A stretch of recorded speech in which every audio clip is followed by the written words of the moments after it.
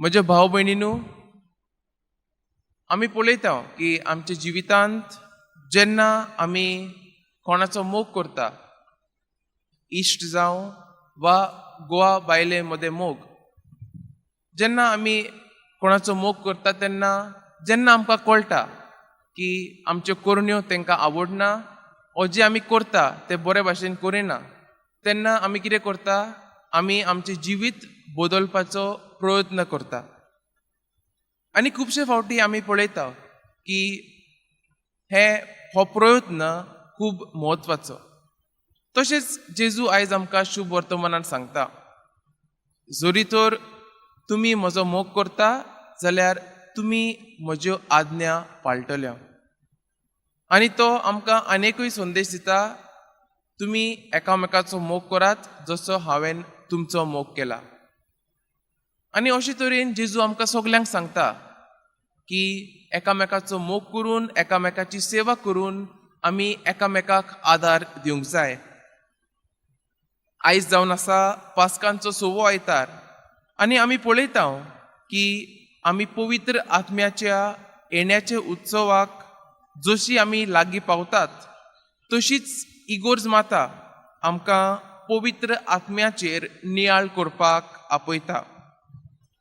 आनी आमी पळयता की पवित्र आत्मो आमकां देवाची बरी खबर परगटूंक शक्ती आनी बळ दितलो. तशेंच पवित्र आत्मो जेन्ना आमचे मदीं येतलो तेन्ना आमकां खरो मार्ग दाखयतलो आनी जें कितें आमी करूंक जाय तें बरे भाशेन जेजून शिकयल्ल्या त्या भाशेन करपाक आमकां आदार दितलो. आनी तशेंच आयच्या पयले वाचपांत आमी पळयता की जेजूचे शिश्य जे आसा ते ताची गोवाई दिवपाक भियेनासतना मुखार वयता. आनी अशें कित्याक जाता? कित्याक तांचे मदीं पवित्र आत्मो आसा. हे शिश्य जे जेजूक जेन्ना ताणें मारलेले, हे शिश्य जे लिपलेले आसले, आतां ते भियेनासतना मुखार वयतात. आनी आमी पळयता की ह्या शिश्यांच्या कामा खातीर तांच्या यंत्रांतल्यान सामारी लोकांक तांचे बाप्तिस्म साक्रामेंत मेळ्ळे. ते थंय गेले आनी त्या लोकांक ताणें बाप्तिस्म दिलो. आनी तशेंच आमी पळयता की नव्या धर्मधारीत जाल्ल्या लोकांचेर हात घालूंक पेद्रून ह्या दिसा आपल्या एपिस्कोपलाच्या कार्य केलें. आनी जेन्ना आमी पयलें वाचप आयकलां तेन्ना घोडेक आमकां अशें दिसलें आसलें न्ही, फिलिपांत आमकां बाप्तिस्म दिलो, पूण तांकां पवित्र आत्म्यान बाप्तिस्म दिवपाक पेद्रू आनी जुआंव आयलो. आनी आमकां सांगलेलें आसा की पेद्रू आनी जुआंव पयस आशिल्ले, पूण तरी पूण आमी पळयता की देवाच्या मोगा खातीर ते थंय आयले, तांकां पवित्र आत्म्यान बाप्तिस्म दिलो आनी तांकां नवी केली. आनी तशेंच आमी पळयता की दुसऱ्या वाचपांत पेद्रू आमकां क्रिस्ताक आदार दिवपाक प्रोत्साहन करता. आनी हो आदार जावन आसा क्रिस्ताची बरी खबर परगट करूंक. खुबशे फावटी आमी आयकल्लें आसलें की जेजू आमकां सांगता की फकत उतरांनी न्हय पूण आमच्या करण्यांनी आमी देवाचे बरी खबर परगटूंक जाय.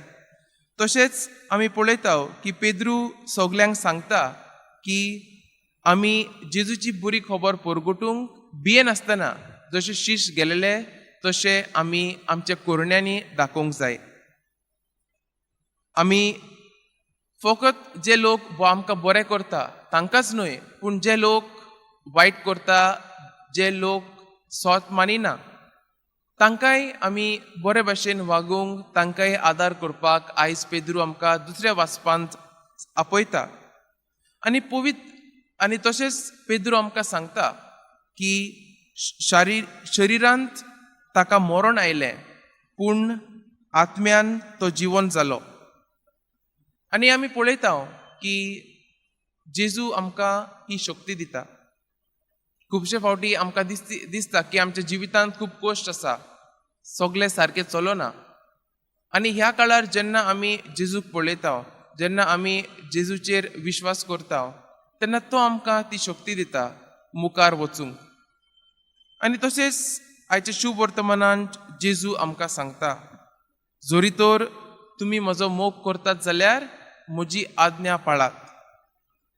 आनी आमी पळयता की जेजूची आज्ञा जावन आसा ताची बरी खबर कोरण्यांनी आनी उतऱ्यांनी परगट करूंक.